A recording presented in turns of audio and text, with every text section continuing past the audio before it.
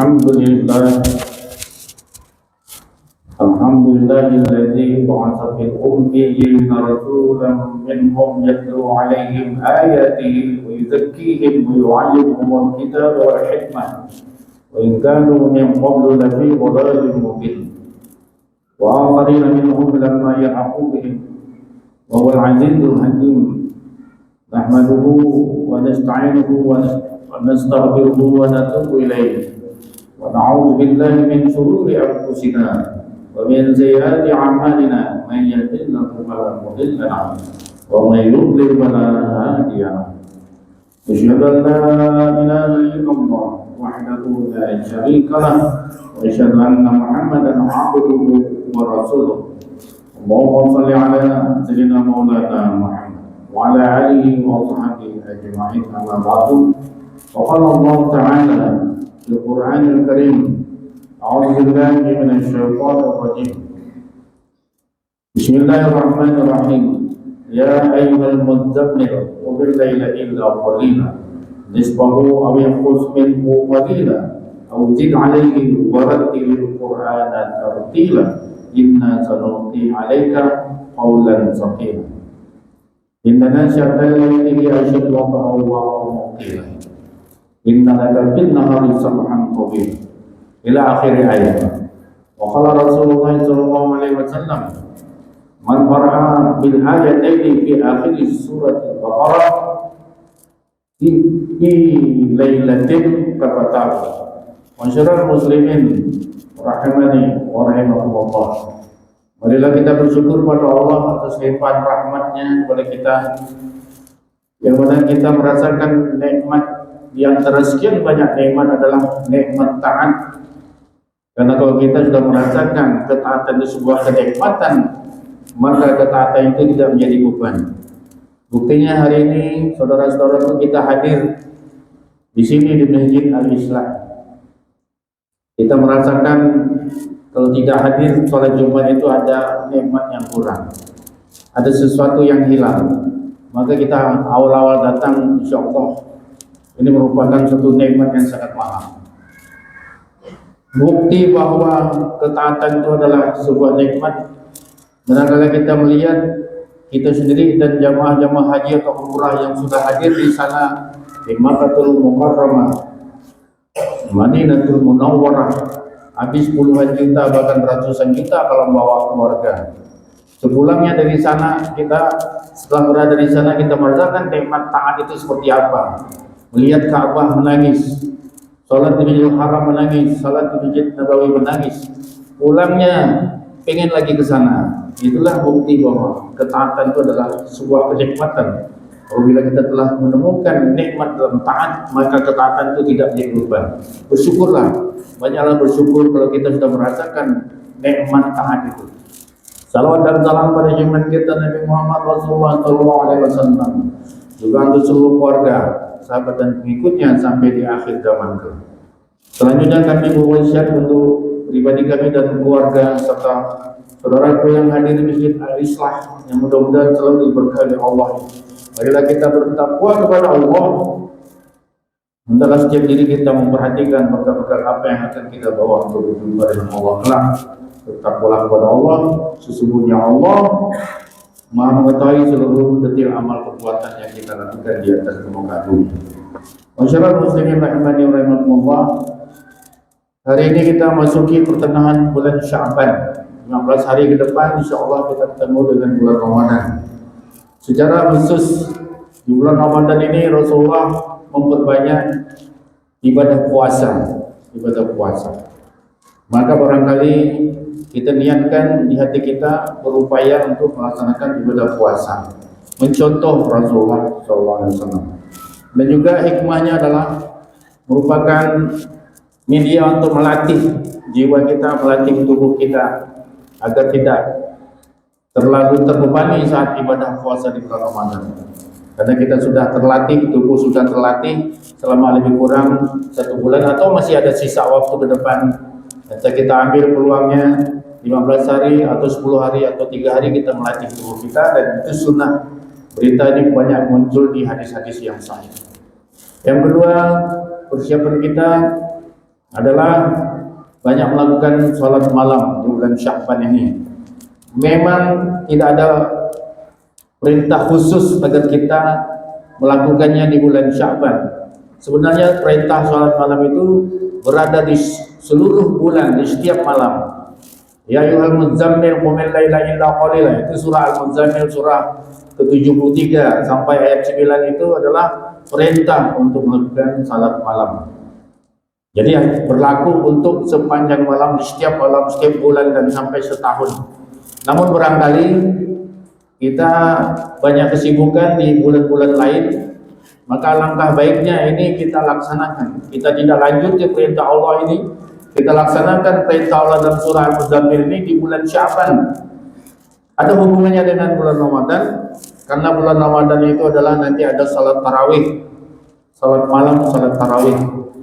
Jadi kita gunakan momentum bulan Sya'ban itu untuk melatih sendi-sendi otot-otot kaki kita yang perlu berdiri, untuk melatihnya berdiri dan rukuk, sujud dan sebagainya, agar nanti tidak terlalu kecapean karena sudah terbiasa berlatih salat malamnya di bulan Sya'ban ini.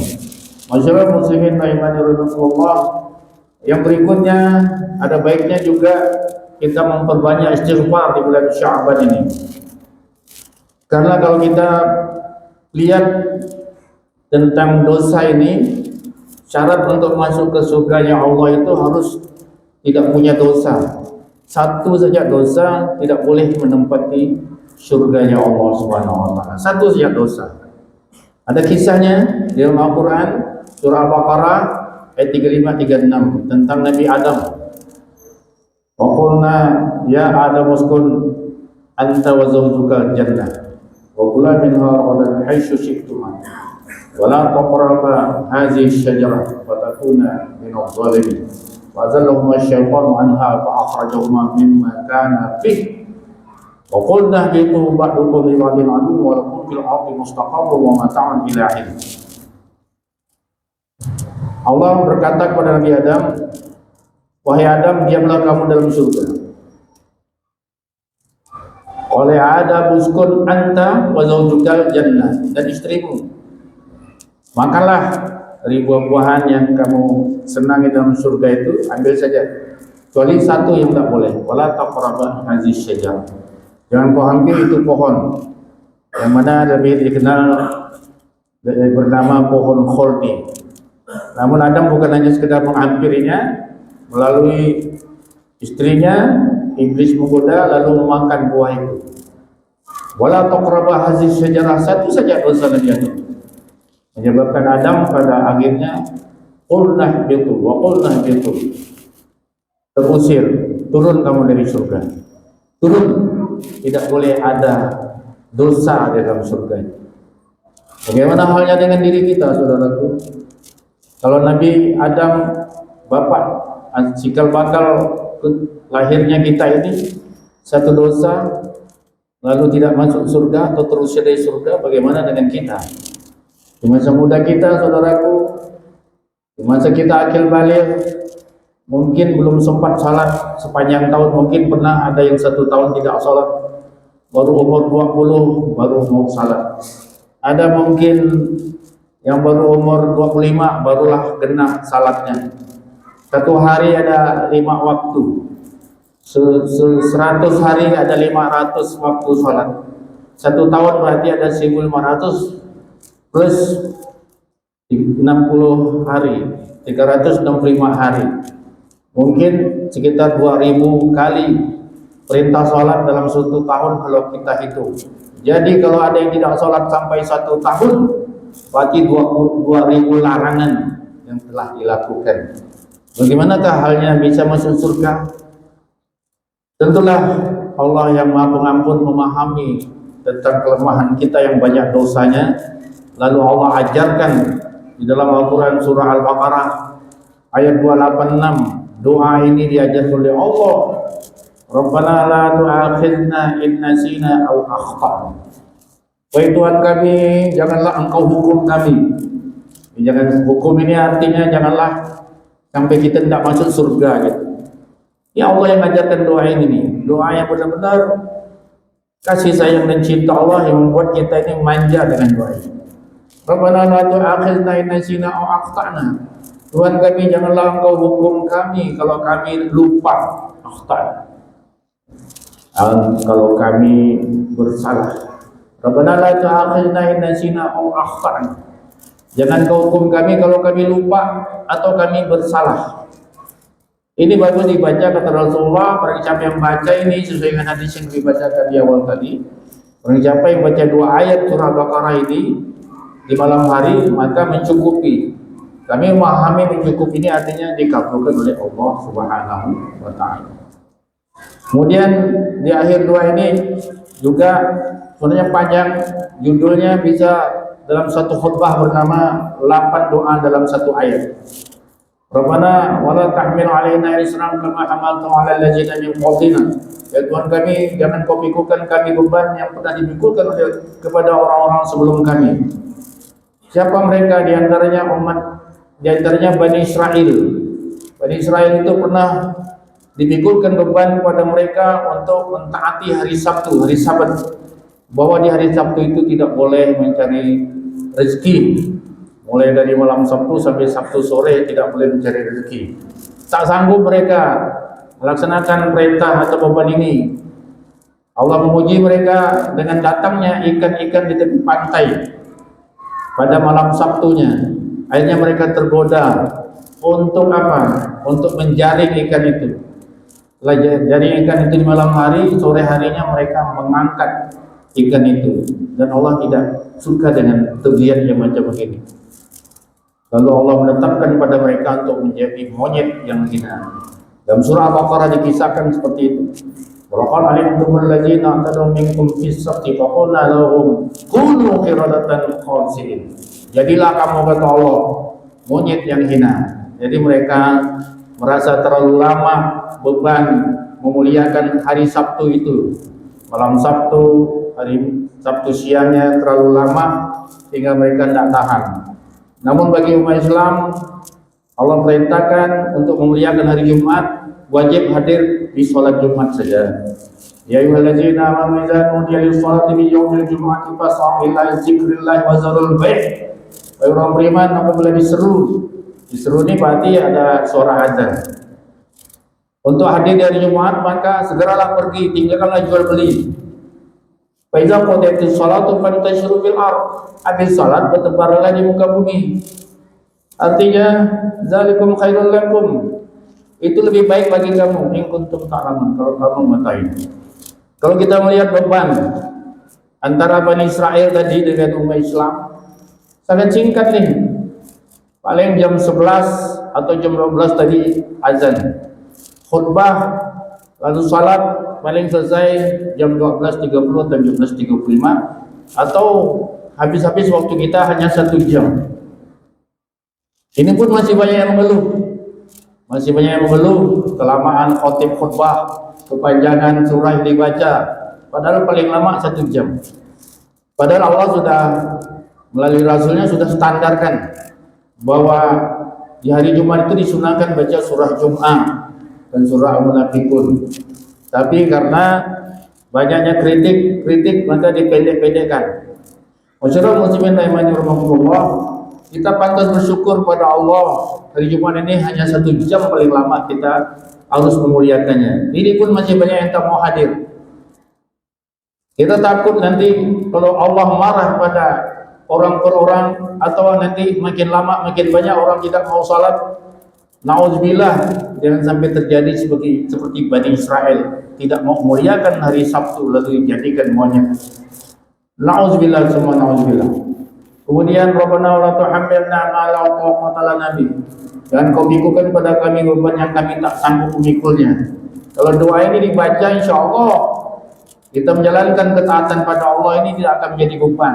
Hadir Jumat tidak menjadi beban, khatib cepat tidak menjadi beban, khatib lama tidak menjadi beban, imam membaca surah panjang tidak menjadi beban kalau kita rajin membaca doa ini. Pensiun tidak menjadi beban, kurang uang tidak menjadi beban, dapat musibah, meninggal orang yang kita cintai tidak menjadi beban. Musibah sering terjadi dalam hidup kita, namun Allah menjadikannya tidak menjadi beban buat kita. Tidak seperti orang yang jarang baca doa ini, begitu pensiun, stres, stroke. Ada orang yang tinggal mati oleh kedua orang tuanya atau anak atau istrinya, stres, stroke karena jarang membaca Rabbana wala tuhammilna ma la taqata lana. Kemudian yang berikutnya, wa'fu wa'fir lana warhamna. Kembali lagi minta maaf kepada Allah dengan kata wa'fu anna, maksudnya minta hapuskan. Wa'fu anna itu artinya dihapuskan. Wa'fu anna wa'fir lana hanya diampunkan. Contoh, presiden memberikan pengampunan pada narapidana. Memang benar diampunkan, dikeluarkan dari penjara. Namun datanya tidak dihapus, tetap ada. Tapi kalau Allah mengajarkan doa ini, wa'fu anna, hapuskan. Sehingga nanti kalau kita meninggal dunia, catatan amal buruk itu mudah-mudahan tidak nampak lagi. Ketika kita sakaratul maut itu biasanya didatangkan amal-amal buruk. Tapi kalau doa ini dikabulkan oleh Allah, wa'fu anna ya Allah, hapuskan semua dosa, maka tidak muncul lagi. Wa'fir lana, ampunkan dosa. Warhamna, kasih sayangnya. Masyarakat muslimin rahimakumullah, berbanyaklah membaca doa ini dengan harapan Allah mengampunkan kita, dan berbanyaklah membaca istighfar di bulan ini supaya kita ringan melangkah menjalankan ibadah dan ketaatan di bulan Sya'ban dan bulan Ramadan. Dan berbanyaklah istighfar, karena kalau jiwa sudah bersih maka hikmah pengetahuan mudah masuk. Al-Quran yang nanti akan kita baca sebulan Ramadan akan mudah kita hafalkan dan kita ingat. Kiranya inilah yang mungkin dapat kami sampaikan. Mudah-mudahan di lain waktu dan kesempatan Allah selalu membimbing kita untuk bersama-sama meningkatkan iman dan takwa melalui khutbah, melalui mendengarkan ceramah dan taklim. InsyaAllah makin meningkat pemahaman kita tentang agama Allah, maka semakin taat kita pada Allah. Apabila sudah semakin taat pada Allah, maka kita menjalani hari-hari dalam ibadah ini bukanlah sebuah beban, tapi sebuah kenikmatan. Amin amin ya rabbal alamin. Barakallahu li lakum fil Qur'an wa nafa'ani wa iyyakum bima fihi min ayati wa dzikril hakim. Wa taqabbal minni wa minkum tilawatahu innahu was-sami'ul 'alim. Aqulu qawli hadza wa astaghfirullaha li wa lakum wa lisa'iril muslimin wal muslimat wal mu'minin wal mu'minat fastaghfiruhu innahu huwal ghafurur rahim.